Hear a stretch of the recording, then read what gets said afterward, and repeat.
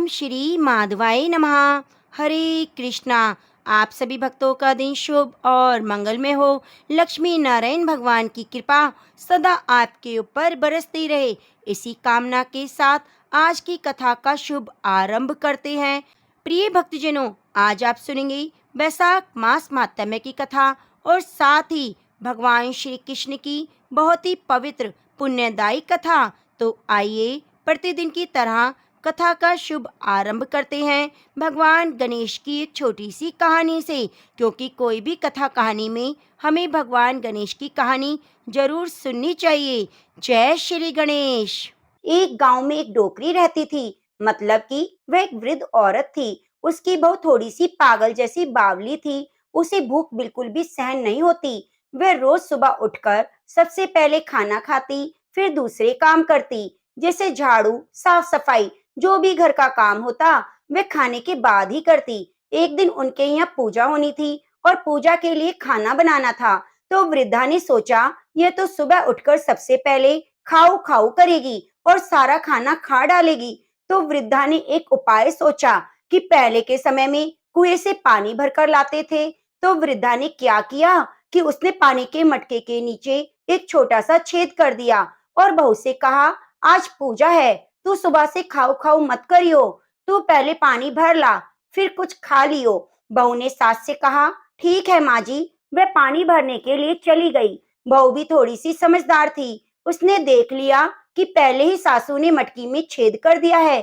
तो उसने क्या किया, जब वह घर से निकली तो उसने साड़ी में आटा बांध लिया और बहू पानी भरने कुएं पर आई। उसने वहां पर सबसे पहले अपनी साड़ी में बंधा हुआ आटा निकाला, फिर पनघट पर उसे गूंद लिया और उसकी बाटियां बना ली। वहीं गांव में पास में कुआं था, वहीं पास में शमशान भी था।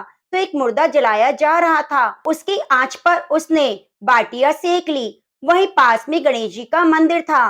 गणेश जी को चोला चढ़ाया गया था। तो गणेश जी की जोत में घी लगा हुआ था। उसने घी से बाटियां चिपड़ी और एक बाटी गणेश जी को भोग लगाकर उसने वह बाटी खा ली। उसके बाद आराम से पानी भरा और फिर वह आराम से अपने घर चली गई। इधर गणेश जी क्रोधित होते हुए नाक पर अपनी उंगली चढ़ा ली और उसके बाद कोई उधर से निकला तो उसने देखा कि गणेश जी ने नाक पर उंगली चढ़ा रखी है। तो उसने गांव में जाकर सबसे कह दिया कि गणेश जी ने नाक पर उंगली चढ़ा ली है। अब गणेश जी की नाक से उंगली उतारने के लिए सबने बहुत प्रयास किए। कोई गणेश जी का पाठ करता, कोई हवन करता, कोई जाप करता, लेकिन गणेश जी तो नाक पर उंगली लगाए हुए थे, उन्होंने हटाई नहीं। अब यह बात धीरे धीरे राजा तक पहुंच गई कि गणेश जी ने नाक पर उंगली चढ़ा ली है। राजा ने बड़े बड़े पंडित और ज्योतिषी बुलाए, सब कुछ कर लिया, पर गणेश जी नाक से उंगली नहीं हटा रहे। अब राजा ने पूरे राज्य में मुनादी करा दी कि जो भी गणेश जी की नाक पर से उंगली हटवाएगा उसे 5 गांव दिए जाएंगे। अब राज्य में सभी लोग अपनी तरफ से प्रयास करने लगे। गणेश जी ने फिर भी नाक से उंगली नहीं हटाई। आखिर में डोकरी बोली, माँ जी अगर आप कहो तो मैं गणेश जी की नाक से उंगली हटा सकती हूँ।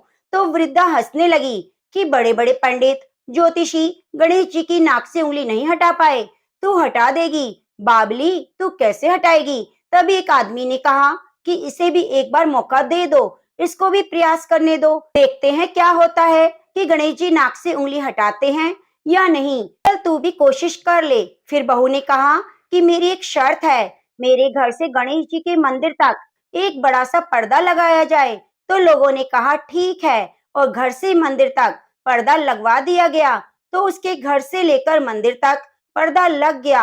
अब बहू ने क्या किया, जब वह घर से निकली तो उसने सबसे पहले घाघरे में, यानी जो कपड़े का अंदर का पेटीकोट होता है, उसमें कपड़े धोने का सोटा जिससे हम कपड़े धोते हैं वह ले लिया और मंदिर गई। मंदिर में सोटा निकालकर गणेश जी से बोली। वह गणेश से बोली, क्यों रे गणेशा, क्या बात है। आटा मैं अपने घर से लाई, पनघट से पानी लेकर उसको गूंदा और मरघट पर मुर्दा जल रहा था तो वहां पे जाकर बाटी बना ली।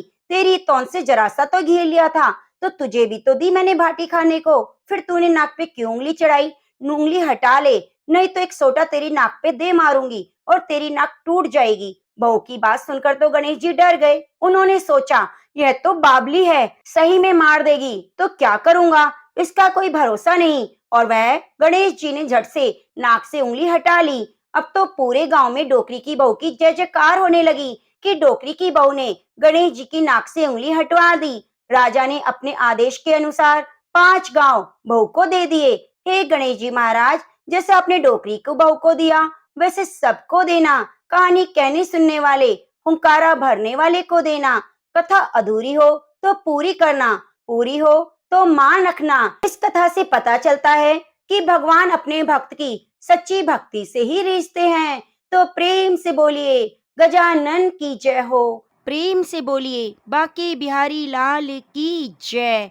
एक समय की बात है, भगवान श्री कृष्ण के पास देवी सत्यभामा आती है और कहती है, हे नाथ, जब से मैं पृथ्वी लोक से स्वर्ग लोक आपके पास आई हूँ, तब से मेरे मन में एक शंका अपना विकराल रूप ले रही है, जिससे मैं अत्यंत संकोच में पड़ गई हूँ। हे नाथ, मैं आपके पास अपनी इस शंका के निवारण के लिए आई हूँ। तब भगवान श्री कृष्ण कहते हैं, हे देवी, कहिए आपकी वह कौन सी शंका है जिसकी वजह से आप इतना परेशान हैं। मुझे बताइए, मैं आपकी शंका का निवारण अवश्य करूँगा। तब देवी सत्यभामा बोली, हे नाथ, आज जब मैं पृथ्वी लोक का अवलोकन कर रही थी, तब मैंने एक बहुत ही विचित्र घटना देखी, जहाँ पर कुछ कसाई गौ माता को बुरी तरह पीट रहे थे, जिससे वह लूलुहान होकर जमीन पर बैठी हुई थी। पर जो मनुष्य गाय माता को पीट रहे थे वे बड़े ही दुखी थे। उनके घर में बीमारी, लाचारी, गरीबी यह सब विद्यमान थी। वहीं दूसरी तरफ मैंने देखा, जो मनुष्य गाय माता की नित्य पूजा अर्चना करते हैं, गाय माता को समय पर रोटी देते हैं, घास डालते हैं, गौ माता की सेवा करते हैं, वह मनुष्य अत्यंत ही गुणवान बनते हैं और सुखपूर्वक अपने जीवन का निर्वाह करते हैं। उनके जीवन में किसी भी प्रकार की कमी नहीं होती। अब देवी सत्यभामा आगे बोली, हे प्राणनाथ, मेरा प्रश्न आपसे यह है कि गाय को रोटी खिलाने से कौन सा पुण्य मिलता है। अब भगवान श्री कृष्ण देवी सत्यभामा से बोले, हे देवी, आज आपने बड़ा ही दुर्लभ और समस्त कलयुग के मनुष्य के लिए अत्यंत महत्वपूर्ण प्रश्न किया है। आपका यह प्रश्न समस्त मनुष्य जाति के लिए अत्यंत ही आवश्यक है। मैं आपको आपके इस प्रश्न का उत्तर इस छोटी सी कथा के माध्यम से दूंगा। लेकिन हे देवी सत्यभामा, तुम्हें मेरे द्वारा सुनाई गई इस कथा को पूरा अंत तक अवश्य सुनना होगा और संपूर्ण विश्व जगत में विख्यात करना होगा।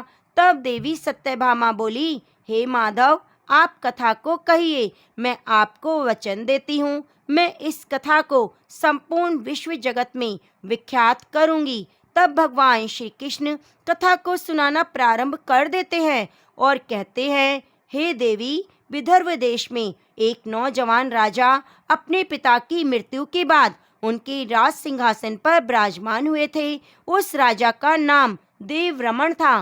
वह राजा अत्यंत गुणवान, चरित्रवान था, पर अपनी प्रजा के प्रति अपना सब कुछ न्यौछावर कर देने वाला एक न्यायप्रिय राजा था। उसके राज्य में प्रजा बड़ी खुश थी। राजा देवरमन अपनी प्रजा को देखकर बहुत खुश होते थे। उनका मन अपनी प्रजा को देखकर भर आता था। अब राजा नौजवान थे तो उनका विवाह करुणावती नाम की एक स्त्री से हो गया। करुणावती सर्वगुण संपन्न पतिव्रता स्त्री थी, जिसके साथ देवरमन खुशी से अपना जीवन निर्वाह कर रहे थे। अब ऐसे ही उनका जीवन लगभग 4 वर्षों तक बीतता रहा।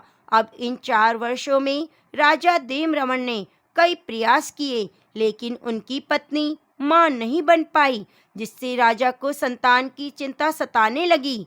एक दिन राजा इसी गम में डूबे हुए अपनी राजगद्दी पर बैठे ये सोच रहे थे कि आखिरकार अगर कारणवश मेरी मृत्यु हो गई तो मेरा राजभार कौन संभालेगा।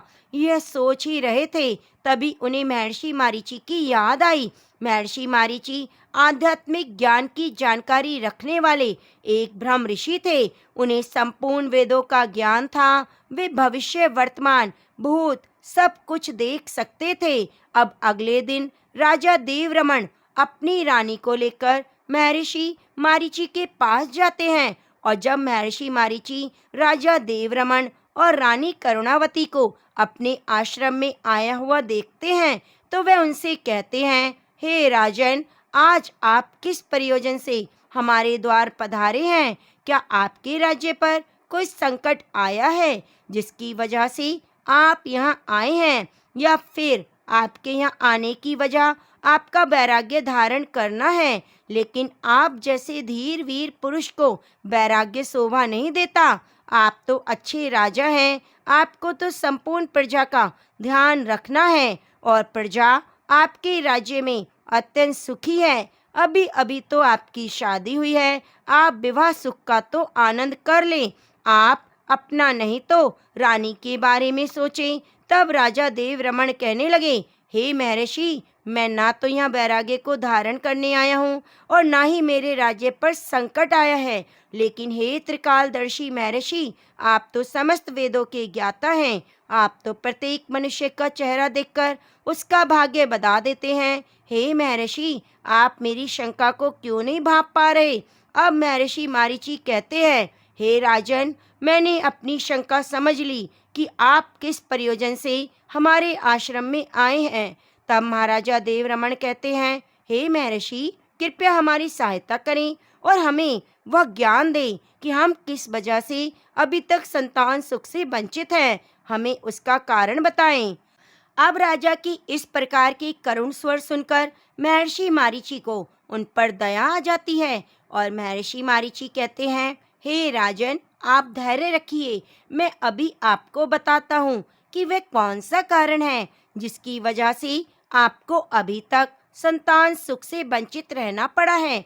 तब महर्षि मारीची अपनी दिव्य दृष्टि से राजा देवरमन का भूतकाल देखते हैं। तब उन्हें पता चलता है कि राजा देवरमन ने भूतकाल में एक गाय के ऊपर अनजाने में ही अपराध कर दिया था, जिस वजह से उन्हें संतान सुख से वंचित रहना पड़ा है। प्रिय भक्तजनों, अब महर्षि राजा देवरमन से कहते हैं, हे महाराज, आपसे जाने अनजाने में आपके भूतकाल में आपसे गलती हुई है। आप अपने मित्र के यहाँ से रथ में बैठकर आ रहे थे।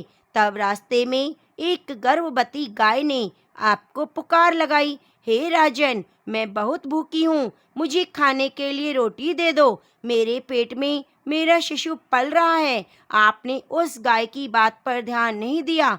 आप आगे बढ़ गए।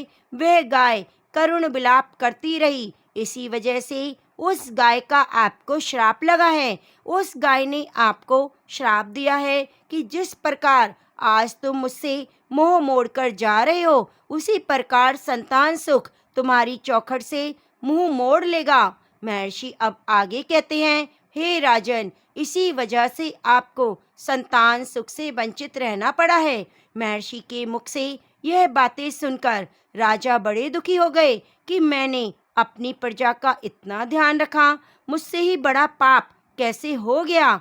वे दुखी मन से महर्षि से बोले, हे महात्मन, क्या इसका कोई उपाय है आपके पास। तब महर्षि ने राजा देवरमन को बताया, हे राजन, जिस प्रकार आपने अपने भूतकाल में एक गाय की सेवा से अपना मुख मोड़ लिया, अब आपको गाय की सेवा करनी होगी, तभी जाकर आपको संतान सुख की प्राप्ति होगी। महर्षि के मुख से यह बातें सुनकर राजा देवरमन अत्यंत प्रसन्न होते हैं और महर्षि को बारंबार धन्यवाद करते हैं। अब महर्षि मारीची राजा देवरमन से कहते हैं, हे राजन, मेरे पास ममता नाम की एक अत्यंत प्रिय गाय है।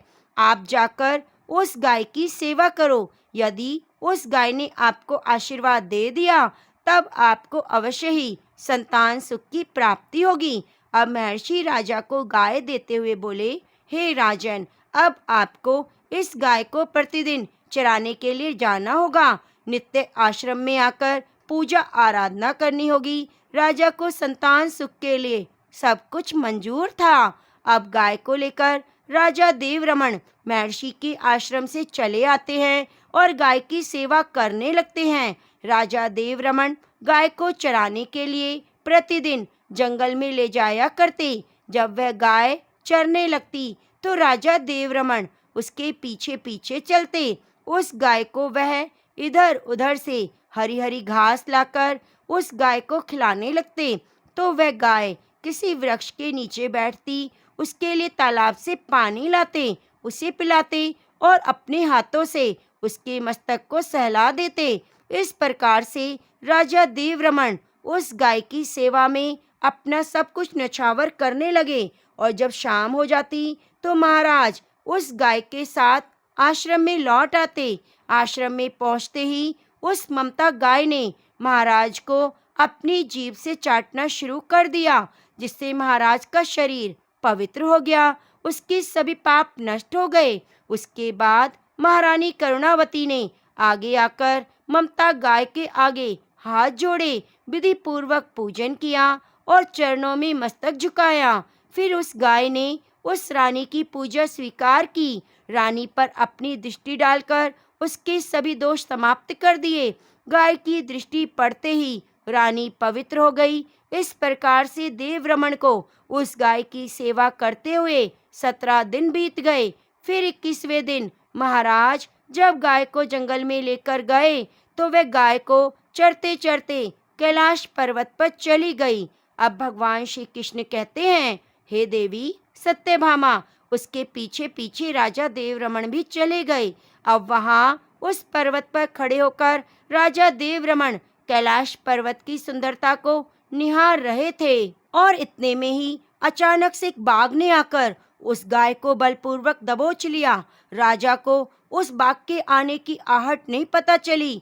अब जैसे ही बाघ ने गाय को दबोचा, तुरंत ही ममता गाय ने जोर से कहा, हे महाराज, मेरी रक्षा करो। राजा देवरमन ने गाय की तरफ देखा तो गाय को एक बाघ ने पकड़ रखा था और बाघ के नाखूनों के घाव की वजह से गाय को यातनाएं हो रही थी। उसकी आंखों से आंसुओं की धारा बहने लगी, जिसे देखकर महाराज व्यथित हो उठे। उन्होंने तुरंत ही अपना बाण निकाला और धनुष की डोरी पर रखा। उस बाघ को मारने के लिए प्रत्यंचा खींची। उसी समय उस बाघ ने महाराज की तरफ देखा। वह बाघ एक मायावी था। उस बाघ की दृष्टि पड़ते ही महाराज का शरीर जैसे बर्फ की तरह जम गया। उनकी शक्ति क्षीण हो गई, सारा बल शून्य हो गया। तभी बाघ ने अपनी गर्जना भरी आवाज में कहा, हे राजन, मेरे ऊपर प्रहार करना तुम्हारे बस की बात नहीं। इस पर्वत पर तुम तो क्या, मुझे कोई नहीं मार सकता, क्योंकि भगवान भोलेनाथ मेरी ही पीठ पर पैर रखकर नंदी पर विराजमान होते हैं। इसलिए तुम मुझे मारने की चेष्टा मत करो। अगर मुझे मारने की कोशिश करोगे तो तुम विफल ही रहोगे। अब तुम यहाँ से लौट जाओ। विधाता ने इस गाय को आज मेरा भोजन बनाया है। मुझे आज इसके मांस को खाकर अपना भरपेट भोजन करना है। इसलिए तुम इसमें दखल देने की कोशिश मत करो। मैं जानता हूँ तुम सूर्यवंश में जन्मे हुए राजा देवरमन हो और सूर्यवंशी एक बार जो ठान लेते हैं वह किए बिना पीछे नहीं हटते। लेकिन तुम्हें अभी यह ज्ञात नहीं कि कैलाश पर्वत पर भगवान भोलेनाथ की असीम माया फैली है। इसलिए तुम यहाँ से तुरंत चले जाओ। अब भगवान श्री कृष्ण देवी सत्यभामा से आगे कहते हैं। फिर राजा देवरमन कहने लगे, हे बाघराज, कृपया आप इस गाय को ना मारें। यह महर्षि जी के संपूर्ण मनोरथों को सिद्ध करने वाली ममता गाय है। हे बाघराज, आप इसकी हत्या ना करें। इस गाय की रक्षा और सेवा करने का आदेश महर्षि ने मुझे दिया है। इस गाय का एक नन्हा सा बच्चा है जो घर पर इसकी राह देख रहा है। मैं इस गाय को हर हाल में मरने के लिए नहीं छोड़ सकता। यह मेरे क्षत्रिय धर्म के खिलाफ है, क्योंकि एक क्षत्रिय अपना सर कटवा सकता है, लेकिन अपने दिए हुए वचन को पूरा करना उसका कर्तव्य है। इसलिए हे बाघराज, मेरी आपसे विनती है, आप इस गाय को जीवन दान दे दीजिए। इस गाय के बदले में मैं तुम्हें अपना शरीर समर्पित करता हूँ। आप मेरे शरीर का भक्षण कर लो, जिससे आपकी भूख भी शांत हो जाएगी और गाय की रक्षा भी हो जाएगी। मेरे वचन का पालन भी हो जाएगा। हे बाघ, मुझ पर इतनी कृपा करो। इतना कहते हुए राजा देवरमन उस बाघ के सामने गए और गाय को छोड़ने के लिए विनती करने लगे। कहने लगे, गौ रक्षा के लिए प्राण त्यागने से मुझे स्वर्गलोक की प्राप्ति होगी। प्रिय भक्तजनों, इतना कहकर महाराज देवरमन उस बाघ के सामने हाथ जोड़कर बैठ गए। उन्होंने अपनी आंखें भी बंद कर ली। फिर अचानक से राजा देवरमन के कानों में आवाज सुनाई पड़ी, हे पुत्र, उठो, मैं तुम्हारी सेवा देखकर अत्यंत प्रसन्न हूँ। यह सुनकर महाराज उठ खड़े हुए। उन्होंने अपने सामने उस गाय को देखा, लेकिन बाघ कहीं दिखाई नहीं दिया।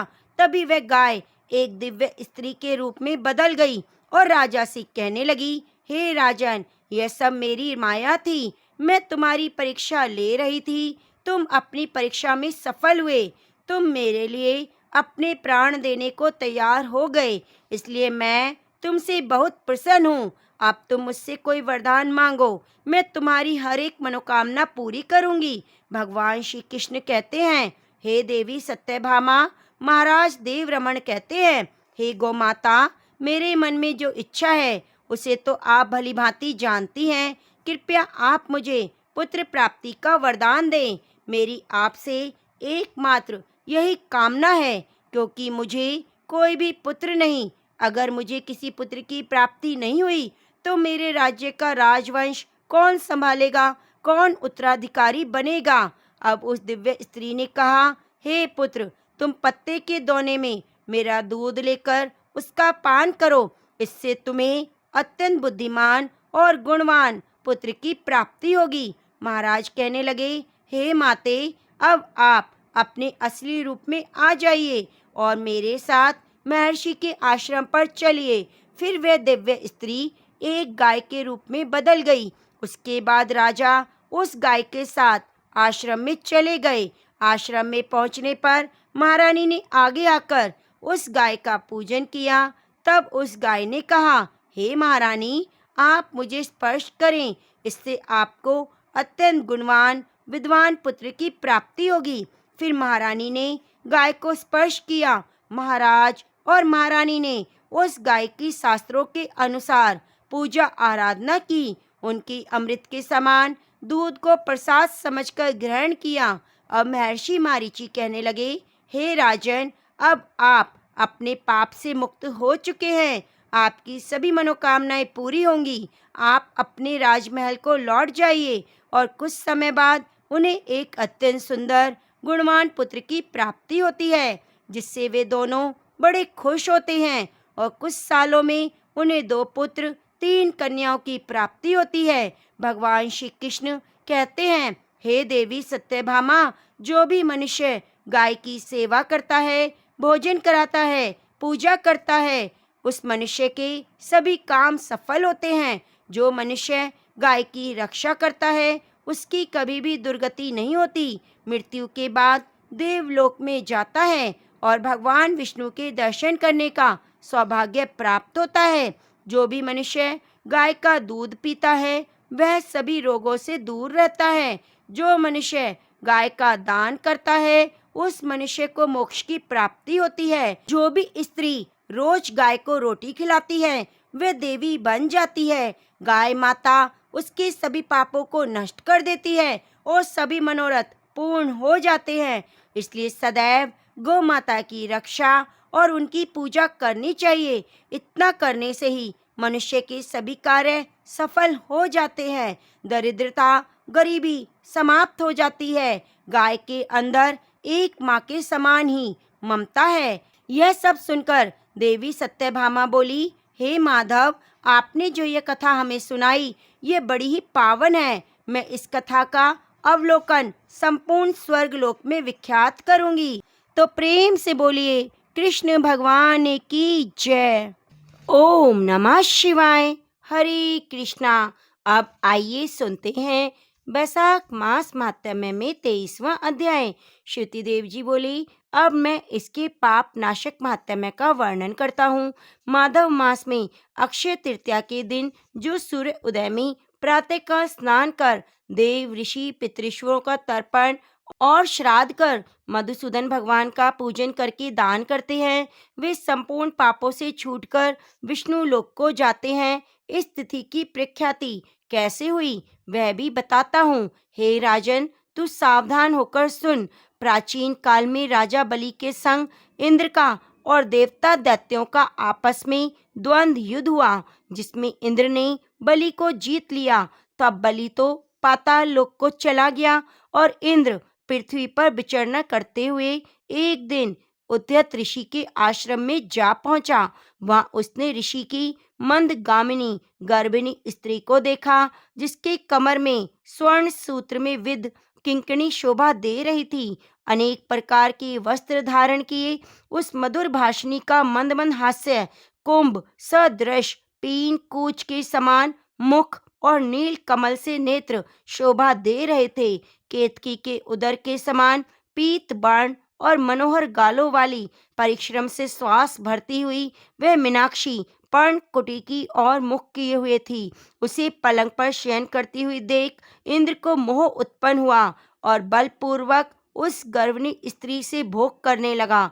तब गर्भस्थ पिंड ने अपने गिरने के भय से दुखी हो अपने पांव से योनि मार्ग को ढक दिया, जिससे इंद्र का वीर्य पृथ्वी पर गिर पड़ा। तब इंद्र ने मोह क्रोध और रोष के मारे लाल नेत्र करके गर्भस्थ शिशु को शाप दिया, हे दुर्बुद्धे, तूने पांव से योनि मार्ग को रोका है, इससे तू जन्मांध होगा। फिर इंद्र ऋषि शाप के भय से वहां शीघ्र भागा। उसे भागते हुए देखकर संपूर्ण शिष्य हंसने लगे। तब इंद्र लज्जा के मारे पहाड़ की कंदरा में जा घुसा और वहां बैठकर उग्र तप करने लगा। उस समय राजा बलि और उसके साथी दैत्यगणों ने गुप्त दूतों द्वारा भेद लेकर देवताओं पर आक्रमण कर दिया। अमरावतीपुरी दिक्पालों की विभूति स्वामी रहित देवता अपने राज्य पर दैत्यों द्वारा आक्रमण करने से व्याकुल होकर देव गुरु बृहस्पति के पास जा इंद्र का वृतांत पूछते हुए बोले, हे महाराज, इंद्र कहाँ है? बहुत दिन बीत गए, वे क्यों नहीं आते? इस प्रकार देवताओं के पूछने पर बृहस्पति बोले, इंद्र बलि को जीतकर उत्यत के आश्रम पर गया था। वहां उसकी गर्भिणी स्त्री से बलपूर्वक संभोग करने से शिष्यों द्वारा निंदित होकर लज्जा के मारे स्वर्ग में न आकर पर्वत की गुफा में घुस गया है और वहीं पर सची सहित निवास कर अपने किए हुए कर्म पर चिंता कर रहा है। बृहस्पति जी के ऐसा कहने पर अग्नि आदि सब देवता इंद्र को ढूंढते हुए उस कंदरा में जा पहुंचे। वहां उसकी प्रशंसा और नमस्कार करके इस प्रकार कहने लगे, हे इंद्र, तुम्हारे बिना स्थान भ्रष्ट होने से दैत्यों ने हमको बड़ा क्लेश दे रखा है। तुम चलकर शत्रुओं का दमन करो। ऐसी स्तुति सुन इंद्र गुफा से बाहर आया, पर लज्जा के मारे कुछ कह नहीं सका। तब बृहस्पति जी बोले, हे इंद्र, तू शंका अथवा सोच मत कर। संपूर्ण जगत कर्माधीन है, तुझको यह दुख प्रारब्ध से मिला है। गुरु की बात सुन। इंद्र ने कहा, हे मानद, पर स्त्री गमन के दोष से मेरा बल वीर्य यश सब नष्ट हो गए, इसलिए मैं यहाँ गुप्तवास कर रहा हूँ। इंद्र की यह बात सुनकर बृहस्पति सहित सब देवताओं ने मधुसूदन भगवान के प्रिय बैसाख मास में जो सब तिथि बड़ी पुण्य रूपा होती हैं, उसमें शुक्ल पक्ष की अक्षय तृतीया के दिन बलि की बैरी इंद्र को स्नान दान आदि सदकर्म कराए, जिसके प्रताप से इंद्र में विद्या और मंत्र शास्त्र आदि में पूर्वत शक्ति उत्पन्न होकर बल वीर्य आदि बढ़ गए और पर स्त्री कमन का दोष भी नष्ट हो गया। तब इंद्र ने देवताओं को साथ ले असुरों को जीत अक्षय तृतीया के महात्म्य से सब बंधनों से मुक्त हो अमरावतीपुरी में प्रवेश किया। फिर सभी देवता इंद्र की आज्ञा पा अपने अपने घर जाकर पूर्ववत यज्ञ आदि में अपना अपना भाग लेने लगे। पितृश्वर पूर्वता पिंड भाग प्राप्त करने लगे। राक्षसों के हार जाने से मुनि भी स्वाध्याय और ताप में संलग्न हुए। तभी से संसार में अक्षय तृतीया प्रख्यात है, जो देव, ऋषि, पितृगण को संतोष देने वाली और सभी मनुष्यों को भक्ति देने वाली है। तो प्रेम से बोलिए बैसाख मास की जय। प्रिय भक्तजनों, अब आइए सुनते हैं मोक्षदायिनी तुलसी माता की कथा। अब आइए सुनते हैं एक गरीब ब्राह्मण और तुलसी माता की कहानी। एक नगर में एक गरीब ब्राह्मण अपनी पत्नी के साथ रहता था। वह भिक्षा मांगकर अपना सारा जीवन गुजारता था और भगवान की पूजा में लगा रहता था। वह उतनी ही भिक्षा मांगता जिससे उसके और उसके परिवार का पेट भर सके। उस नगर का राजा बहुत धनवान और ब्राह्मणों का आदर करने वाला था। राजा किसी भी ब्राह्मण को अपने महल से खाली हाथ नहीं जाने देता था। दूर दूर से ब्राह्मण राजा के पास आते और मुंह मांगा दान लेकर आशीर्वाद देते हुए चले जाते। एक दिन ब्राह्मण की पत्नी ने ब्राह्मण से कहा, दूर दूर के ब्राह्मण राजा से मनचाहा दान लेकर चले जाते हैं और तुम यहाँ की यहाँ एक भी दिन राजा के पास नहीं गए। जन्म भर कंगाली कहाँ तक झेलें? आज तुम जाओ और राजा से कुछ मांग कर लाओ। ब्राह्मण ने अपनी पत्नी को समझाते हुए कहा, तू तो बावरी है, हमें धन की क्या जरूरत? हमें इतना तो मिल ही जाता है जिससे हम अपना पेट भर सकें। और राजा का धन अच्छा नहीं होता, वो हमें नहीं लेना चाहिए। ब्राह्मण की पत्नी जिद पर अड़ गई और बोली, मैं तुम्हारी एक बात नहीं सुनने वाली। कब तक हम कंगाली में जीते रहेंगे? तुम रोज माला लेकर बैठ जाते हो, अपने बच्चों का क्या खिलाएं, क्या पहनाएं? जब बच्चे दूसरे बच्चों को पहनते ओढ़ते, खाते पीते देखते हैं तो उनका मन भी ललचाता है। आज तुम राजा के पास जाओ, राजा बहुत भला व्यक्ति है, वह हमें मुंह मांगा दाम जरूर देगा। मजबूर होकर ब्राह्मण राजा के महल की ओर चल दिया, पर राजा उस महल में नहीं था। ब्राह्मण को वापस लौटना पड़ा। दूसरे दिन ब्राह्मण की पत्नी ने ब्राह्मण को फिर से महल में भेजा, परंतु राजा फिर से महल में नहीं मिला। परंतु फिर से राजा महल में नहीं मिला। अब तीसरे दिन ब्राह्मण फिर से राजा के महल में आया और राजा मिल गया। उसने ब्राह्मण का स्वागत किया, आसन पर बिठाया। 2 दिन ना मिल पाने के लिए क्षमा भी मांगी। राजा ने कहा, मैं आपकी क्या सेवा कर सकता हूँ? ब्राह्मण ने कहा, जो मैं मांगू आप दोगे? राजा ने कहा, हाँ कहिए, मैं आपकी क्या सेवा कर सकता हूँ? ब्राह्मण ने निवेदन किया, महाराज मैं कुछ और नहीं चाहता, बस आप मुझे अपने पसीने की कमाई से 4 पैसे दान में दे दीजिए। ब्राह्मण की बात सुनकर राजा चौंक गया। सोचने लगा, खजाने में बहुत सारा धन पड़ा है, पर मेरी मेहनत की एक कौड़ी भी नहीं। राजा ने ब्राह्मण से कहा, आप मुझे एक दिन का समय दें, मैं कल आपको आपका मुंह मांगा दान दूंगा। ब्राह्मण को जब खाली हाथ देखा तो पत्नी बोली, क्या हुआ? राजा ने कुछ नहीं दिया। ब्राह्मण बोला, राजा ने कल देने के लिए कहा है। ब्राह्मण की पत्नी सोचने लगी, शायद इन्होंने बहुत सारा धन मांगा होगा और राजा को इसकी व्यवस्था करने में समय लग रहा होगा, इसलिए कल बुलाया है। दूसरी ओर राजा ने अपने राजसी कपड़े बदलकर फटे पुराने कपड़े पहने और मजदूर जैसा भेष बना लिया। जब राजा की पत्नी ने देखा और कारण पूछा तो राजा ने सब कुछ बता दिया। रानी बोली, मैं भी आपके साथ चलूंगी। राजा की हाँ कहने पर रानी भी पुरानी साड़ी पहनकर आ गई। इस प्रकार राजा और रानी मजदूरी की तलाश में शहर से निकले। लोहार के मोहल्ले में जाकर राजा ने आवाज लगाई, किसी को मजदूरी चाहिए? तो आखिर एक लोहार ने उन्हें बुला लिया, जो पहिए पर हाल चढ़ाने की तैयारी कर रहा था। उसने राजा से कहा, देखो तुम्हें पहले खलाद ढोकनी पड़ेगी, जब आग आ जाए तो उसके बाद घन पीटना होगा। फिर रानी की ओर देखकर कहा कि तुम्हें कुएं में से पानी लेकर हौदी भरनी होगी और कोयले वाले घर से कोयला लेकर भट्टी में डालना होगा। तुम दोनों को दिन भर में 2-2 आने मिलेंगे। अगर काम पसंद हो तो बोलो, नहीं तो अपना रास्ता नापो। राजा रानी लोहार के बताए काम को करने लगे। राजा खलाद ढोकने लगा, पर उसे काम ठीक से नहीं हो पा रहा था। लोहार नाराज हो गया और राजा को ठीक से काम करने के लिए कहता है। तो राजा जैसे तैसे अपना काम करने लगा। रानी भी कुएं से पानी भरकर लाने लगी। रानी के हाथ में फफोले हो गए। इसी तरह बड़ी कठिनाइयों से उसने पानी का हौद भरा। उसके बाद रानी कोयला लाकर भट्टी में डालने लगी।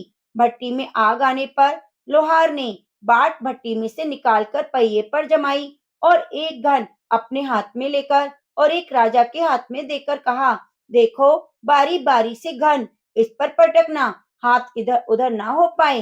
राजा जोर जोर से घन पटकने लगा, लेकिन उसका निशाना ठीक नहीं बैठता था। कभी घन हाल पर गिरता तो कभी पहिए पर। मजदूरों का यह हाल देखकर लुहारन बड़बड़ाती हुई आई और लुहार से कहने लगी, तुमने कहाँ से ये नए मजदूर काम पर लगाए हैं? इनसे काम नहीं होगा। यह मजदूर तुम्हारा सब काम बिगाड़ देंगे। राजा रानी उन दोनों की फटकार सुनते सुनते अपना काम मन लगाकर करते रहे। घन पटक पटक के राजा का शरीर पसीने से तर हो गया और जोर जोर से सांसें चलने लगी। रानी भी पानी भरते भरते और कोयला झकते झकते थककर चूर हो गई। दोनों ने पूरे दिन बहुत मेहनत की। लुहार ने राजा रानी को दो दो पैसे दिए, जिससे वे बड़ी खुशी से लेकर महल में आ गए। आज उन्हें पता लगा कि मेहनत की कमाई कैसी होती है। राजा ने चार पैसे अलग रख दिए और अगले दिन ब्राह्मण को बुलाकर उसे दे दिए। ब्राह्मण राजा को आशीर्वाद देकर घर लौटा और ब्राह्मणी से कहा, लो, मैं राजा के हाथ से दक्षिणा ले आया हूँ। ब्राह्मणी खुश होकर दौड़ती हुई आई। जब उसने चार पैसे देखे तो वे ठिठक कर रह गई और उन्हें दूर फेंक दिया। वह जल भुनकर ब्राह्मण से बोली, तुम जैसे दरिद्र से राजा के यहाँ जाकर भी कुछ मांगा नहीं गया, शर्म भी नहीं आती। यह कहकर वह रूठकर चली गई और बहुत देर तक बड़बड़ करती रही। ब्राह्मण ने उन चार पैसों को उठाकर तुलसी घर के पास रख दिया और सोचा, जब ब्राह्मणी शांत हो जाएगी तो जरूरत पड़ने पर उठा लूंगा।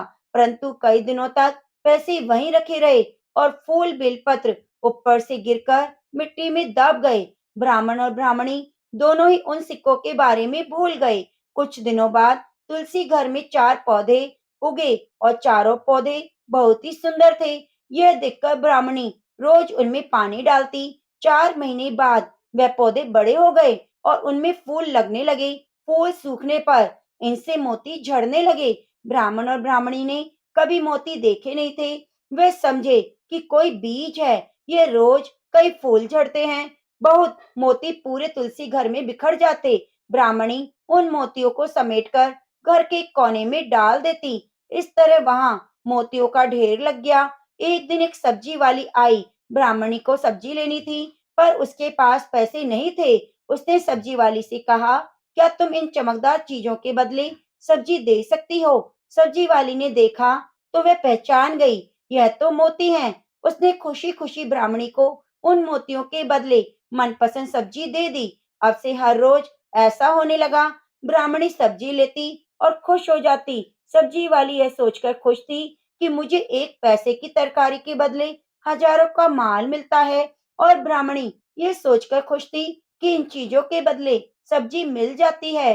इस प्रकार कई महीने बीत गए। उधर राजमहल में कई राजहंस थे जो मोती चुगते थे। राजा का नियम था, जब राजहंस मोती चुग लेंगे, इसके बाद ही राजा और उनका परिवार भोजन करता था। एक समय राजा का सारा धन उन मोतियों और दान देने में खर्च हो गया। अब राजा को मोती खरीदने के पैसे तक न बचे। यह खबर पूरे नगर में फैल गई। ब्राह्मण और ब्राह्मणी को जब पता चला तो उन्होंने विचार किया, राजा बहुत दानी और नेक दिल है। उसने अपना सब कुछ दान कर दिया, यहाँ तक कि शायद उसके पास खाने को भी नहीं। ऐसी हालत में हमें उनकी सहायता करनी चाहिए। तो ब्राह्मण ने कहा, अगर तू कहे तो इसमें से कुछ बीज राजा को दे दूं। तो ब्राह्मणी कहती है, इससे सब्जी और खाने की चीजें मिल जाती हैं। ब्राह्मणी ने कहा, हाँ, मैं रोज इसके बदले सौदा लिया करती हूँ। ऐसा कहकर ब्राह्मणी एक टोकरी बीज भरकर लाई और ब्राह्मण राजा के पास पहुंचा। उसे वह मोती दिए और राजा को सारी बात बताई। राजा उन मोतियों को देखकर चौंक गया। उसने मोती राजहंस को दिए। राजहंस उन्हें चुगने लगा। यह देखकर राजा ने ब्राह्मण से कहा, एक एक मोती सैकड़ों का है। सच बताएं, आपके पास मोती कहाँ से आए? ब्राह्मण बोला, महाराज, ऐसे तो हमारे घर पर बहुत सारे पौधे हैं। और राजा को सारी बात बताई। राजा अपने मंत्रियों के साथ ब्राह्मण के घर पहुंचे और उन चारों पेड़ों को देखा। पूछताछ में उन सिक्कों वाली बात सामने आ गई। जब पेड़ों को देखा तो उनकी जड़ के पास वही सिक्के चिपके हुए थे। आज ब्राह्मण और ब्राह्मणी को मालूम हुआ कि उनके पास लाखों करोड़ों की दौलत है, जिसे वे साधारण बीज समझते थे। ब्राह्मण ने सोचा, मेरे लिए धन किस काम का। ऐसा सोचकर ब्राह्मण ने सारे मोती राजा को दान में दे दिए और राजा की आंखें खुल गई कि मेहनत की धन की कीमत उन्हें मालूम पड़ गई। उस दिन राजा ने प्रण कर लिया कि मैं खजाने के पैसों में से एक भी पैसा अपने खर्च में नहीं लगाऊंगा। अपना खर्च मेहनत करके चलाऊंगा। खजाने और ब्राह्मण के दान से राजा ने जनता के हित में कई धर्म कार्य शुरू किए। तुलसी माता की जय। मंगलवार के दिन हनुमान जी की संपूर्ण कथाएं। तो प्रिय भक्तजनों, आप इन कथाओं को पूरा सुनिए और कथा सुनते हुए वीडियो को लाइक करके कमेंट बॉक्स में जय श्री राम जरूर लिखिए, जिससे आपको हनुमान जी की संपूर्ण कृपा प्राप्त हो सके। हनुमान जी को बहुत शक्तिशाली माना जाता है। कहा जाता है कि भगवान हनुमान एक ऐसे देवता हैं जिनकी आराधना से बड़ी बाधा तुरंत टल जाती है। बजरंगबली कलयुग के जीवित देव माने गए हैं। इनकी आराधना शीघ्र फलदायी बताई गई है। भगवान हनुमान की पूजा करने से शनि के बुरे प्रभाव से भी मुक्ति मिलती है। माना जाता है कि हनुमान जी अपने भक्तों की सभी पीड़ाओं और संकटों को दूर कर देते हैं। तो आइए कथा को सुनते हैं। एक नगर में एक वृद्धा रहती थी। उसका एक ही पुत्र था। उस वृद्धा की हनुमान जी पर बहुत गहरी आस्था थी। वह हर मंगलवार का व्रत रखती थी और हनुमान जी की पूजा आराधना करती। एक बार हनुमान जी ने अपनी भक्ति की उस वृद्धा महिला की श्रद्धा का परीक्षण करने का विचार किया। हनुमान जी साधु का वेश धारण कर वृद्धा के घर गए और पुकारने लगे, है कोई हनुमान जी का भक्त जो हमारी इच्छा को पूर्ण करे। तब आवाज उस वृद्धा के कान में पड़ी। वह पुकार सुनकर वृद्धा जल्दी से बाहर आई और साधु को प्रणाम कर बोली, आज्ञा महाराज। हनुमानधारी साधु बोले, मैं भूखा हूँ, भोजन करूँगा, तुम थोड़ी सी जमीन लीप दो। वृद्धा दुविधा में पड़ गई। अंततः हाथ जोड़कर बोली, महाराज, लीपने और मिट्टी खोदने के अतिरिक्त आप कोई दूसरी आज्ञा दें, मैं अवश्य पूर्ण करूंगी। साधु ने 3 बार प्रतिज्ञा कराने के बाद कहा, तू अपने बेटे को बुला, मैं उसकी पीठ पर आग जलाकर भोजन बनाऊंगा। यह सुनकर वृद्धा घबरा गई, परंतु वह प्रतिज्ञाबद्ध थी। उसने अपने पुत्र को बुलाकर साधु को सौंप दिया। साधु वेशधारी हनुमान जी ने वृद्धा के हाथों से ही उसके पुत्र को पेट के बल लिटाया और उसकी पीठ पर आग लगवा दी। आग जलाकर दुखी मन से वृद्धा अपने घर में चली गई। इधर भोजन बनाकर साधु ने वृद्धा को बुलाकर कहा कि उनका भोजन बन गया है, तुम अपने पुत्र को पुकारो ताकि वह भी आकर भोग लगा ले। इस पर वृद्धा बोली, उसका नाम लेकर मुझे और कष्ट ना दो। लेकिन जब साधु महाराज नहीं माने तो वृद्धा ने अपने पुत्र को आवाज लगाई।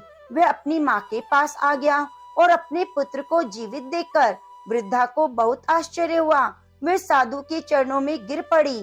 तब हनुमान जी अपने वास्तविक रूप में प्रकट हुए और वृद्धा को भक्ति का आशीर्वाद दिया। तो प्रेम से बोलिए, बजरंगबली हनुमान की जय। ओम नमः शिवाय। प्रिय भक्तजनों, अब आइए सुनते हैं मंगलवार की पौराणिक कथा।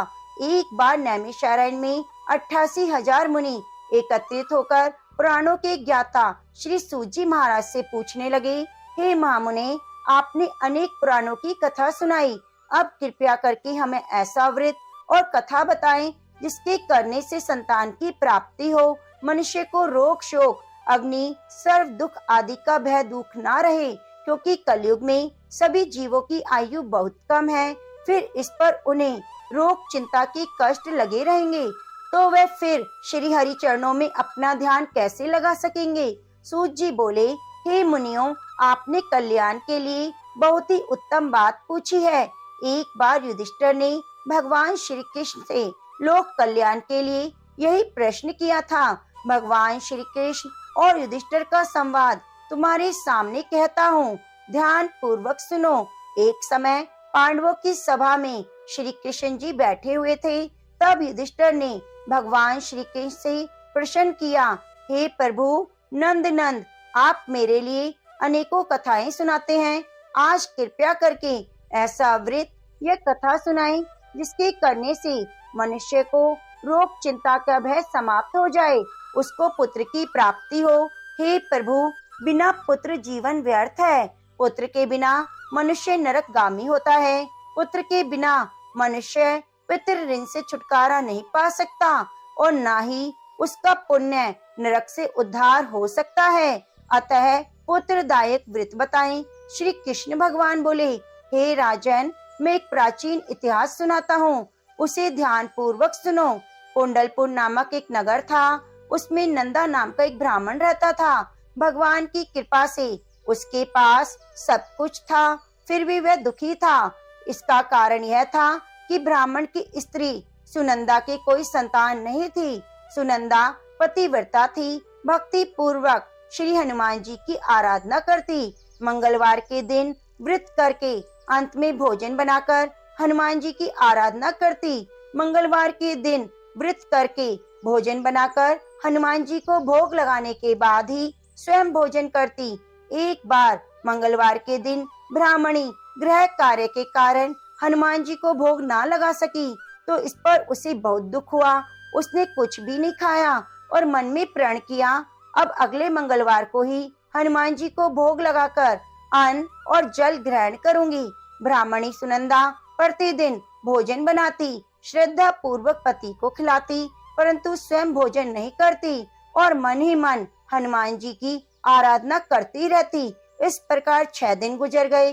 ब्राह्मणी सुनंदा अपने निश्चय के अनुसार भूखी प्यासी निराहार रही। अगले मंगलवार को ब्राह्मणी सुनंदा प्रातःकाली बेहोश होकर गिर पड़ी। ब्राह्मणी सुनंदा की इस असीम भक्ति के प्रभाव से हनुमान जी उस पर बहुत प्रसन्न हुए और प्रकट होकर बोले, सुनंदा, मैं तेरी भक्ति से प्रसन्न हूँ, तू उठ और वर मांग। सुनंदा अपने आराध्य देव हनुमान जी को देखकर आनंद की अधिकता से विवल हो उठी। श्री हनुमान जी के चरणों में गिरकर बोली, हे प्रभु, मेरी कोई संतान नहीं, कृपया करके पुत्र और कन्या प्रदान करें, आपकी अति कृपा होगी। महावीर जी बोले, तेरी इच्छा पूरी होगी, तेरी कन्या पैदा होगी, उसके अष्टांग प्रतिदिन सोना दिया करेंगे।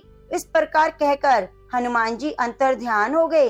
ब्राह्मणी सुनंदा बहुत हर्षित हुई और समाचार अपने पति से कहा। ब्राह्मण देव कन्या का वरदान सुनकर कुछ दुखी हुए, परंतु सोना मिलने की बात सुनी तो बहुत प्रसन्न हुए। उन्होंने विचार किया, ऐसी कन्या के साथ मेरी निर्धनता भी समाप्त हो जाएगी। हनुमान जी की कृपा से वह ब्राह्मणी गर्भवती हुई और 10वें महीने में एक सुंदर पुत्री प्राप्त हुई। यह बच्ची अपने पिता के घर में ठीक उसी तरह बढ़ने लगी जिस प्रकार शुक्ल पक्ष का चंद्रमा बढ़ता है। 10वें दिन ब्राह्मण ने उस बालिका का नाम संस्कार कराया। उसके कुल पुरोहितों ने उस बालिका का नाम रत्नावली रखा, क्योंकि वह कन्या सोना प्रदान किया करती थी। इस कन्या ने पूर्व जन्म में बड़े ही विधान से मंगल देव का व्रत किया था। रत्नावली का अष्टांग बहुत सोना देता था। उस सोने से नंदा ब्राह्मण बहुत धनवान हो गया। अब ब्राह्मणी सुनंदा भी बहुत अभिमान करने लगी थी। समय बीतता गया। अब रत्नावली 10 वर्ष की हो गई। एक दिन जब नंदा ब्राह्मण प्रसन्न चित्त था, तब सुनंदा ने अपने पति से कहा, मेरी पुत्री रत्नावली विवाह के योग्य हो गई है, इसलिए आप कोई सुंदर और योग्य वर देखकर विवाह कर दें। यह सुनकर ब्राह्मण बोला, अभी तो रत्नावली बहुत छोटी है। तब ब्राह्मणी बोली, शास्त्रों की आज्ञा है कि कन्या 8वें वर्ष में गौरी, 9वें वर्ष में रोहिणी, 10वें वर्ष में कन्या, इसके बाद रजस्वला हो जाती है। गौरी के दान से पाताल लोक की प्राप्ति होती है, रोहिणी के दान से बैकुंठ लोक की प्राप्ति होती है, कन्या के दान से इंद्र लोक के सुखों की प्राप्ति होती है, और अगर हे पतिदेव रजस्वला का दान किया जाता है तो घोर नरक की प्राप्ति होती है। इस पर ब्राह्मण बोला, अभी तो रत्नावली मात्र 10 वर्ष की है और मैंने तो 16 साल की कन्याओं के विवाह कराए हैं, अभी जल्दी ही क्या है। तब ब्राह्मणी सुनंदा बोली, आपको तो लोभ अधिक हो गया है, लगता है अगर 11वें वर्ष में विवाह नहीं होता तो उसमें मासिक धर्म के रक्त का पिता और बड़े भाई को पान करना पड़ता है। शास्त्रों में कहा गया है कि माता पिता और बड़ा भाई रजस्वला कन्या को देखते हैं तो वे अवश्य ही नरकगामी होते हैं। तब ब्राह्मण बोला, अच्छी बात है, कल मैं अवश्य ही योग्य वर की तलाश में अपना दूत भेजूंगा। दूसरे दिन ब्राह्मण ने अपने दूत को बुलाया और आज्ञा दी कि जैसी सुंदर मेरी कन्या है वैसा ही सुंदर वर उसके लिए तलाश करो। दूत अपने स्वामी की आज्ञा पाकर निकल पड़े। पंपई नगरी में उन्होंने एक सुंदर लड़के को देखा। यह बालक एक ब्राह्मण परिवार का बहुत गुणवान पुत्र था। इसका नाम सोमेश्वर था। दूत ने सुंदर और गुणवान ब्राह्मण पुत्र के बारे में अपने स्वामी को पूर्ण विवरण दिया। ब्राह्मण नंदा को भी सोमेश्वर अच्छा लगा। फिर एक शुभ मुहूर्त में विधि पूर्वक कन्या दान करके ब्राह्मण संतुष्ट हुए, परंतु ब्राह्मण के मन में लोभ समाया हुआ था। उसने कन्यादान तो कर दिया पर बहुत खिन्न था। उसने विचार किया कि रत्नावली अब चली जाएगी, मुझे इससे जो सोना मिलता था वह नहीं मिलेगा। मेरे पास जो धन था कुछ तो इसके विवाह में खर्च हो गया, जो शेष बचा है वह भी कुछ दिनों में समाप्त हो जाएगा। मैंने तो इसका विवाह करके बहुत बड़ी भूल कर दी। अब कोई ऐसा उपाय हो कि रत्नावली मेरे घर में ही रहे, अपने ससुराल ना जाए। लोभ रूपी राक्षस ब्राह्मण के मस्तिष्क पर छा गया। रात भर अपनी सैया पर बेचैनी से करवटें बदलते बदलते उसने एक बहुत ही क्रूर निर्णय लिया। उसने विचार किया, जब रत्नावली को उसका पति सोमेश्वर अपने घर के लिए ले जाएगा तो वह मार्ग में छिपकर सोमेश्वर का वध कर देगा और अपनी लड़की को अपने घर ले आएगा, जिससे नियमित रूप से उसे सोना भी मिलता रहेगा और समाज उसको कोई भी दोष नहीं देगा। अब अगले दिन जब सुबह हुई तो नंदा और सुनंदा ने अपने जमाई और लड़की को बहुत सारा धन देकर विदा किया। सोमेश्वर अपनी पत्नी रत्नावली को लेकर ससुराल से अपने घर की तरफ चल दिया। ब्राह्मण नंदा लोभ के वशीभूत होकर अपनी मति खो चुका था। पाप पुण्य का उसे विचार नहीं रहा। अपने भयानक और क्रूर निर्णय को कार्य रूप देने के लिए उसने अपने दूत को मार्ग में अपने जमाई का वध कराने के लिए भेज दिया, ताकि रत्नावली से प्राप्त होने वाला सोना उसे हमेशा मिलता रहे और वह कभी निर्धन ना हो। ब्राह्मण के दूत ने अपने स्वामी की आज्ञा का पालन करते हुए उसके जमाई सोमेश्वर का मार्ग में ही वध कर दिया। समाचार प्राप्त कर ब्राह्मण नंदा मार्ग में पहुंचा और रोते हुए अपनी पुत्री रत्नावली से बोला, हे पुत्री, मार्ग में लुटेरों ने पति का वध कर दिया है। भगवान की इच्छा के आगे किसी का वश नहीं चलता। अब तू घर चल, वहाँ पर ही रहकर शेष जीवन व्यतीत करना। जो भाग्य में लिखा है वही होगा। अपने पति की अकाल मृत्यु से रत्नावली बहुत दुखी हुई। करुण क्रंदन और रुदन करती हुई अपने पिता से बोली, हे पिताजी, इस संसार में जिस स्त्री का पति नहीं उसका जीना व्यर्थ है। मैं अपने पति के साथ ही अपने शरीर को जला दूंगी और सती होकर अपने इस जन्म को, अपने माता पिता के नाम को और सास ससुर के यश को सार्थक करूंगी। ब्राह्मण नंदा अपनी पुत्री रत्नावली के वचनों को सुनकर बहुत दुखी हुआ। विचार करने लगा, मैंने व्यर्थ ही जमाई के वध का पाप अपने सर पर ले लिया।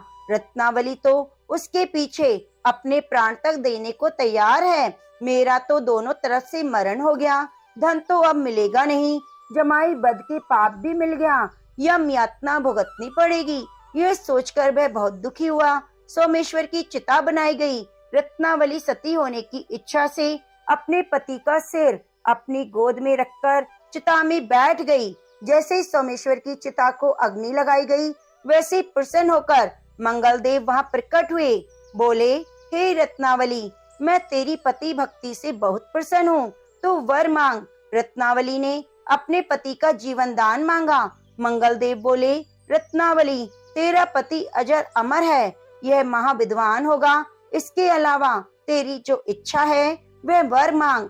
तब रत्नावली बोली, हे ग्रहों के स्वामी, यदि आप मुझ पर प्रसन्न हैं, मुझे वरदान दीजिए कि जो भी मनुष्य मंगलवार के दिन प्रातः काल लाल पुष्प लाल चंदन से पूजा करके आपका स्मरण करेगा, उसको रोग व्याधि नहीं होगी, स्वजनों से कभी वियोग नहीं होगा, सर्प अग्नि और शत्रुओं का भय नहीं होगा। जो स्त्री मंगलवार का व्रत करेगी वह कभी विधवा नहीं होगी। मंगल देव ने तथास्तु कहकर अंतर्ध्यान हो गए। सोमेश्वर मंगल देव की कृपा से जीवित हो उठा।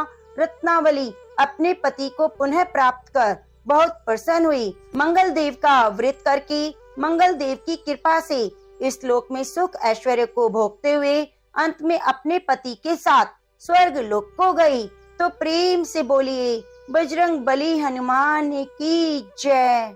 अब आइए सुनते हैं बजरंग बली हनुमान की कृपा प्राप्त करने के लिए श्री राम जी की महिमा की बड़ी अद्भुत कथा।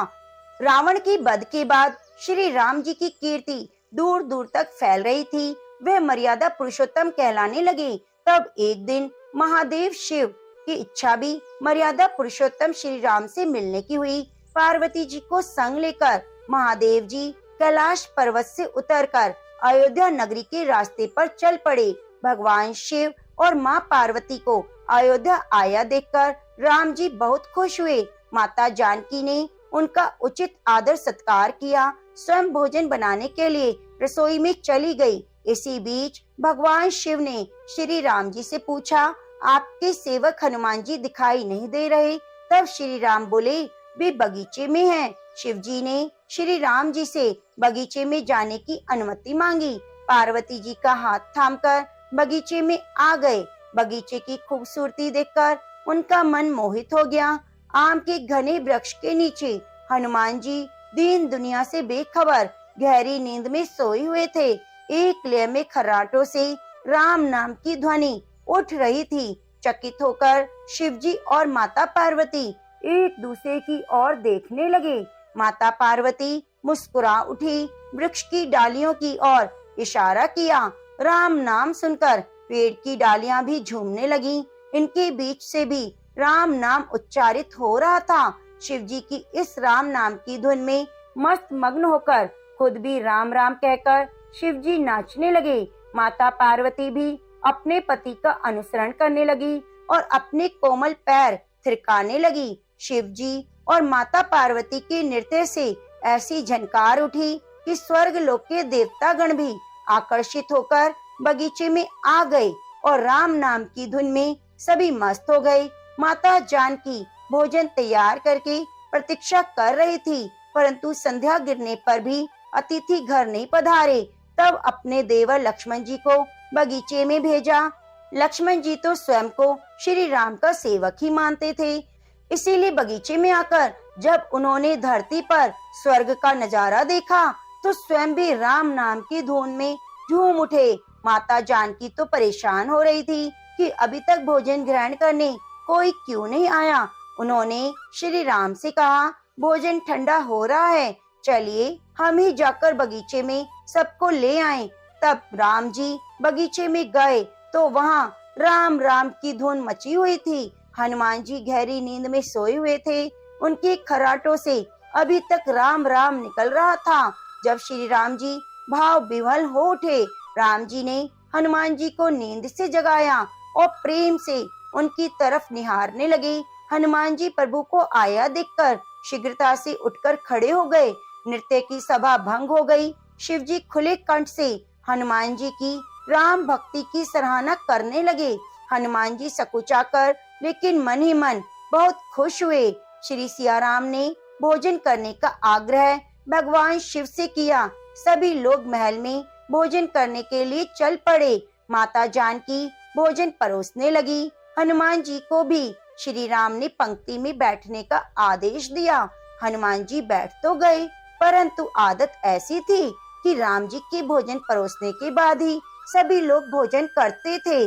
आज श्री राम के आदेश से पहले ही भोजन करना पड़ रहा था।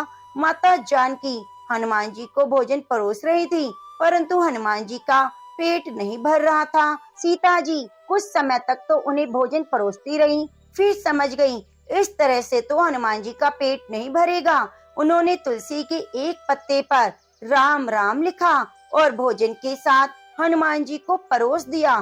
तुलसी पत्र खाते ही हनुमान जी को संतुष्टि मिली और वे भोजन खाकर उठ खड़े हो गए।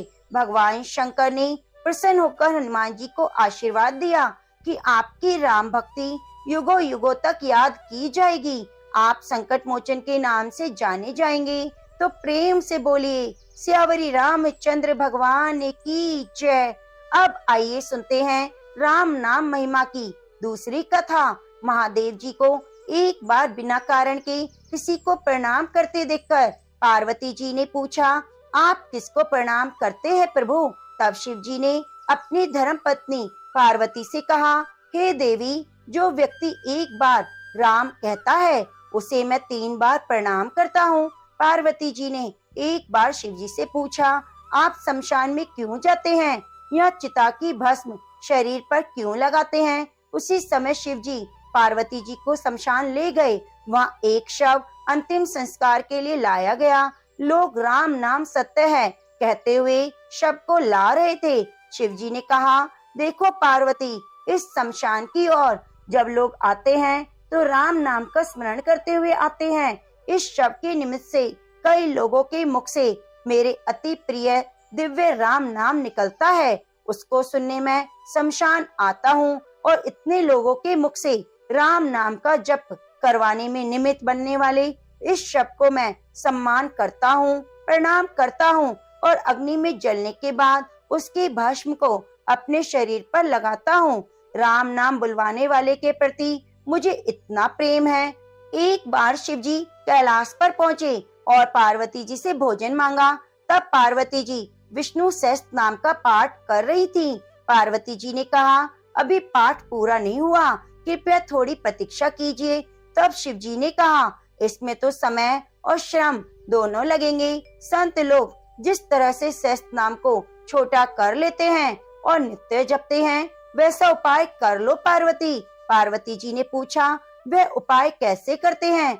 मैं सुनना चाहती हूँ। तो शिव जी ने बताया, केवल एक बार राम कह लो, तुम्हें सहस्त्र नाम भगवान के 1000 नाम लेने का फल मिल जाएगा। एक राम नाम 1000 दिव्य नामों के समान है। तब पार्वती जी ने वैसा ही किया। भगवान बोले, श्री राम राम रामेति रमे रमे मनोरमे सहस्त्र नाम तत् तुल्य राम नाम बरानने। यह राम नाम सभी आपदाओं को हरने वाला, सभी संपदाओं को देने वाला दाता है। सारे संसार को विश्राम या शांति प्रदान करने वाला है। इसलिए मैं बार बार प्रणाम करता हूँ। भवसागर की सभी समस्याओं को और दुखों की बीजों को बूझकर रख देने वाला, समूल नष्ट कर देने वाला, सुख संपत्तियों को अर्जित करने वाला, यमदूतों को खदेड़ने वाला केवल राम नाम का जप है। इसलिए प्रयास पूर्वक स्वयं भी राम नाम जपते रहना चाहिए और दूसरों को भी प्रेरित करना चाहिए। इससे आप अपना और दूसरों का कल्याण कर सकते हैं। यह सबसे सुलभ और अचूक उपाय है। इसलिए हमारे देश में प्रणाम करते हुए राम राम कहा जाता है। तो प्रेम से बोलिए सियावरी रामचंद्र भगवान की जय। प्रिय भक्तजनों, अब आइए सुनते हैं मंगलवार के दिन सुनी जाने वाली मंगला गौरी माता की पौराणिक कथा। कुरु देश में शुद्ध कीर्ति नामक एक विद्वान कीर्तिशाली, शत्रुओं का नाश करने वाला, 64 कलाओं का ज्ञाता, धनुर्विद्या में कुशल राजा हुआ था। पुत्र के अलावा अन्य शुभ चीजें उस राजा के पास थी। इसलिए वह राजा संतान के विषय में अत्यंत चिंतित हुआ। जब ध्यान पूर्वक देवी की आराधना करने लगा, तब उसकी कठोर तपस्या से देवी प्रसन्न हो गई। उससे वचन बोली, हे पुत्र, वर मांगो। तब शुद्ध कीर्ति बोला, हे देवी, यदि आप मुझ पर प्रसन्न हैं, तो मुझे सुंदर पुत्र दीजिए। हे देवी, आपकी कृपा से अन्य किसी भी वस्तु का अभाव नहीं। तब उनका यह वचन सुनकर पवित्र मुस्कान वाली देवी ने कहा, राजन, तुमने अत्यंत दुर्लभ वर मांगा है, फिर भी कृपावश मैं तुम्हें अवश्य दूंगी। किंतु हे राजन, सुनिए, यदि परम गुण पुत्र चाहिए तो वह केवल 16 वर्ष तक जीवित रहेगा। यदि रूप और विद्या से पुत्र चाहते हो तो वह दीर्घ जीवी होगा। देवी का वचन सुनकर राजा चिंतित हो उठा और पुनः अपनी पत्नी से परामर्श करके उसने गुणवान और सभी शुभ लक्षणों से संपन्न 16 वर्ष वाले पुत्र की कामना की। तब देवी ने भक्ति संपन्न राजा से कहा, हे नृपनंदन, मेरे मंदिर के द्वार पर आम का वृक्ष है, उसका एक फल लाकर मेरी आज्ञा से अपनी पत्नी को भक्षण करने हेतु प्रदान करो, जिससे वह शीघ्र ही गर्भ धारण करेगी, इसमें संदेह नहीं। प्रसन्न होकर राजा ने वैसा ही किया। उसकी पत्नी ने गर्भ धारण किया। 10वें महीने में उसने देव तुल्य सुंदर पुत्र को जन्म दिया। तब हर्ष और शोक से युक्त राजा ने बालक का जात कर्म आदि संस्कार किया और शिव का स्मरण करते हुए उसका नाम चिरायु रखा। इसके बाद पुत्र के 16 वर्ष होने पर पत्नी सहित राजा चिंता में पड़ गए। विचार करने लगे, यह पुत्र बड़े कष्ट से प्राप्त हुआ है, इसकी दुखद मृत्यु अपने ही सामने कैसे देखूंगा। ऐसा विचार करके राजा ने पुत्र को उसके मामा के साथ काशी भेज दिया। प्रस्थान के समय राजा की पत्नी ने अपने भाई से कहा कि आप मेरे पुत्र को काशी ले जाइए। मैंने भगवान मृत्युंजय से अपने पुत्र की प्राप्ति से पहले प्रार्थना की थी और कहा था, हे विश्वेश, हे जगतपति, मैं आपकी यात्रा के लिए अपने पुत्र को अवश्य भेजूंगी, अतः आप मेरे पुत्र को आज ही ले जाइए और सावधानी पूर्वक इसकी रक्षा कीजिएगा। अपनी बहन की बात सुनकर भांजे के साथ वह चल दिया। कई दिनों तक चलते चलते वह आनंद नामक नगर में पहुंचा। वहाँ सभी प्रकार की समृद्धि से संपन्न वीरसेन नाम वाला राजा रहता था। उस राजा की एक सर्व लक्षण संपन्न युवा अवस्था प्राप्त मनोहर और रूप लावण्य में मंगला गौरी नाम की कन्या थी। उत्तम सौंदर्य अभिवृत्ति को प्राप्त वह कन्या किसी समय सखियों के साथ नगर के उपवन में क्रीड़ा के लिए गई हुई थी। उसी समय वे चिरायु उसका मामा दोनों वहां पहुंच गए और उन कन्याओं को देखने की लालसा से वहीं विश्राम करने लगे। इसी बीच विनोद पूर्वक क्रीड़ा करती हुई उन कन्याओं में से किसी एक ने कुपित होकर राजकुमारी को कुवचन कह दिया। तब अशुभ वचन को सुनकर राजकुमारी ने कहा कि तुम अनुचित बातें क्यों बोल रही हो? मेरे कुल में तो इस प्रकार का कोई नहीं। मंगला गौरी की कृपा से और उनके व्रत के प्रभाव से विवाह के समय जिसके सर पर मेरे हाथ से अक्षत पड़ेंगे, हे सखी, वे यदि अल्प आयु वाला भी होगा तो वह चिरंजीवी हो जाएगा। इसके बाद वे सभी कन्याएं अपने अपने घर चली गईं। उसी दिन राजकुमारी का विवाह था। बालिक देश के दृढ़ धर्मा नामक राजा के सुकेतु नाम वाले पुत्र के साथ उसका विवाह निश्चित किया गया। वह सुकेतु विद्याहीन, कुरूप और बहरा था। तब सुकेतु के साथ आए हुए उन लोगों ने विचार किया, इस समय कोई दूसरा श्रेष्ठ वर ले आना चाहिए और विवाह संपन्न हो जाने के बाद वह सुकेत पहुंच जाए। तो उन लोगों ने चिरायु के मामा के पास जाकर याचना की, आप इस बालक को हमें दे दीजिए, जिससे हमारा कार्य सिद्ध हो जाए। इस पृथ्वी पर परोपकार के समान दूसरा धर्म नहीं। तब उनकी बात सुनकर चिरायु का मामा मन ही मन प्रसन्न हुआ, क्योंकि इसने उपवन में पहले ही कन्या मंगला गौरी की बात सुन ली थी। फिर भी उसने एक बार कहा कि आप लोग इसे किस लिए मांग रहे हैं? कार्य की सिद्धि हेतु वस्त्र अलंकार आदि मांगे जाते हैं, वर तो कहीं नहीं मांगा जाता। तथापि आप लोगों का सम्मान रखने के लिए मैं दे रहा हूँ। इसके बाद चिरायु को वहां ले जाकर उन लोगों ने विवाह संपन्न कराया। सप्तबदी आदि हो जाने पर रात्रि में शिव पार्वती जी की प्रतिमा के सामने चिरायु ने हर्ष युक्त होकर मंगला गौरी के साथ शयन किया। उसी दिन चिरायु के 16 वर्ष पूर्ण हो चुके थे। अर्धरात्रि में साक्षात काल सर्प रूप में वहां आ गया। इसी बीच संयोगवश राजकुमारी जाग गई। उसने उस महासर्प को देखा और भय से व्याकुल होकर कांपने लगी। तभी कन्या ने धैर्य धारण किया। 16 उपचारों से सर्प की पूजा की और पीने के लिए दूध दिया। उसने दीनता भरी वाणी में सर्प की प्रार्थना की और स्तुति की। मंगला गौरी प्रार्थना करने लगी कि मैं उत्तम व्रत को करूंगी, जिससे मेरे पति जीवित रहें, जिस तरह से चिरकाल तक जीवित रहें, आप वैसा कीजिए। इतने में सर्प वहां स्थित एक कमंडल में प्रवेश कर गया। उस मंगला गौरी ने अपनी कंचुकी से उस कमंडल का मुंह बांध दिया। इसी बीच उसका पति अंगड़ाई लेकर जाग गया। अपनी पत्नी से बोला, प्रिये, मुझे भूख लगी है। तब वह अपनी माता के पास जाकर खीर, लड्डू आदि ले आई। उसके द्वारा दिए हुए भोज्य पदार्थ को उसने प्रसन्न मन होकर खाया और भोजन के बाद हाथ धोते समय उसके हाथ से अंगूठी गिर गई। तांबुल खाकर वह पुनः सो गया। उसके बाद मंगला गौरी कमंडल को फेंकने के लिए जाने लगी। विधि की कैसी गति कि कमंडल में से बाहर की ओर जगमग करती हुई हार कांति को देखकर वह आश्चर्यचकित हो गई। घट में स्थित उस हार को उसने अपने कंठ में धारण कर लिया। इसके बाद कुछ रात शेष रहते हुए चिरायु का मामा आकर उसे ले गया। इसके बाद वर पक्ष के लोग सुकेत को वहां ले आए। उसे देखकर मंगला गौरी ने कहा, यह मेरा पति नहीं। तब सभी ने उससे कहा, हे शुभे, तुम ये क्या बोल रही हो? यह तुम्हारा कोई परिचायक हो तो उसे हम लोगों को बताओ। मंगला गौरी बोली, जिसने रात में 9 रत्नों से बनी अंगूठी दी है, उसकी अंगुली में इसे डालकर परिचायक निशानी देख लें। मेरे पति ने रात्रि में मुझे जो हार दिया, उसके रत्नों का समुदाय कैसा है, उस बात को यह बताए, अन्यथा यह कोई अन्य ही है। इसके अलावा रात में परस्पर भाषण और भोजन आदि जो कुछ किया, उसे भी बताए, तब वे निश्चय मेरे पति हैं। इस प्रकार उसका वचन सुनकर सभी ठीक है कहने लगे, किंतु जब एक भी बात नहीं मिली, तब सभी ने सुकेत को उसके पति होने से निषिद्ध कर दिया। वर पक्ष वाले जिस तरह आए उसी तरह चले गए। उसके बाद अपने वंश को बढ़ाने वाली महान यश से संपन्न परम मनस्वी मंगला गौरी के पिता ने अन्न पान आदि का सत्र चलाया। उन्होंने वर पक्ष का वृतांत कानो कान सुन लिया कि स्वरूप से कुरूप होने के कारण लोगों के द्वारा किसी अन्य को वर के रूप में आदर पूर्वक लाया गया था। तब उन्होंने अपनी कन्या को पर्दे के भीतर बिठा दिया।